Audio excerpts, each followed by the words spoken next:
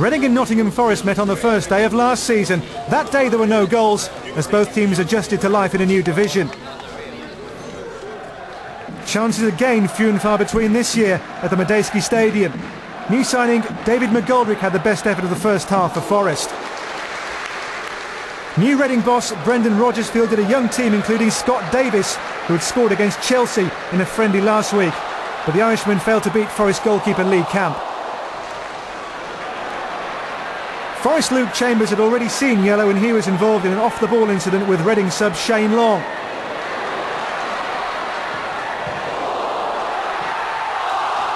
Referee Phil Crossley was left distinctly nonplussed. And a second yellow made red.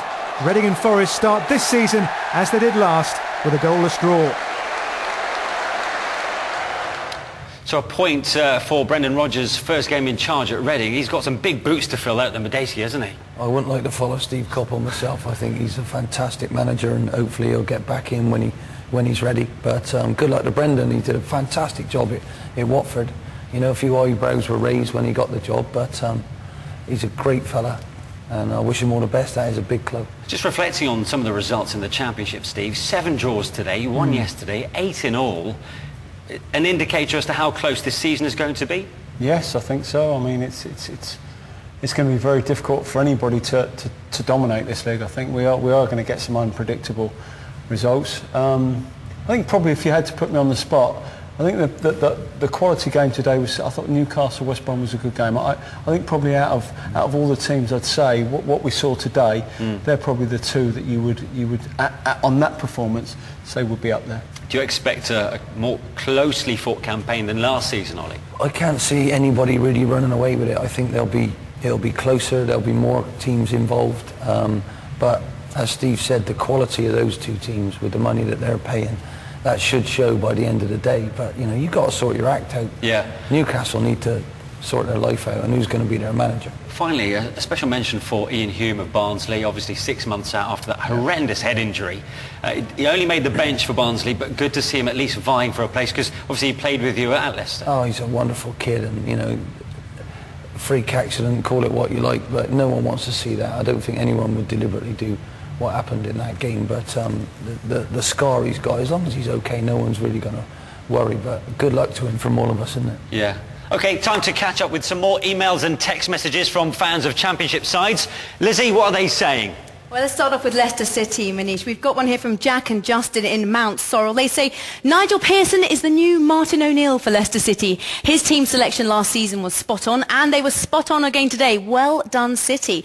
We've got a West Brom fan here, Mark, who predicts that West Brom will win the Championship, and Newcastle United will go straight back up as well. And he adds, I do hope the two can get it sorted, though, because it's such a shame. Oh, another Newcastle fan here, Tony from Nottingham, says, actually, he's a neutral. He says, Alan Shearer must be given the job he clearly deserves. I'm a Liverpool fan, but as a neutral, any fan like me must say the same. Well, Michael here, who is from Newcastle and is a Newcastle fan, says, good result away from home, no manager, most top players not there anymore. Shearer is the only man for the job.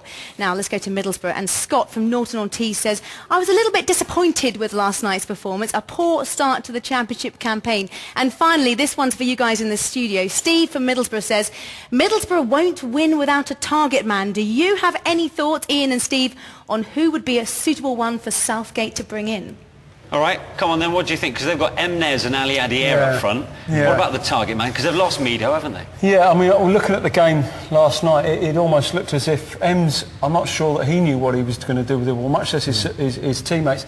And Ali Adier almost has forgotten how to play that role up front. So if you're looking for a target man, it's very difficult to single someone out. Probably someone in Rob Hulse, something like that, who's got goals in him, but also can hold the ball up for you. Ollie? Yeah, I'm sure Derby will have something to say about that, mate, you know. Yeah, but it's going to be tough for Middlesbrough. You know, the fans were booing last night with a draw at home. You know, they got to realise that they might not be famous anymore. They've just got to get behind their team, and they have got some good players, but to actually pick out a centre forward of that ilk these days, there's not many of those around. If you're going to get out of this league, they've got to find someone who's going to get them 15, 20 goals, Ollie, haven't they? They're not going to get out of this league without somebody... Of the three relegated sides, they're going to struggle the most to get back up? Well, as I say, if they can get somebody who can score them a goal, they look well organised, they worked hard yesterday, and they look difficult to break down. You know, midfield was fine, they had good width, and the defence were strong, but you've got to have a cutting edge, and if they don't get that, then they probably won't get promoted back up. OK. Now, Southampton start the season on minus 10 points, so they were hoping to get off to a good start against beaten playoff finalists Millwall. Chris Perry had struck the post for the Saints in the first half.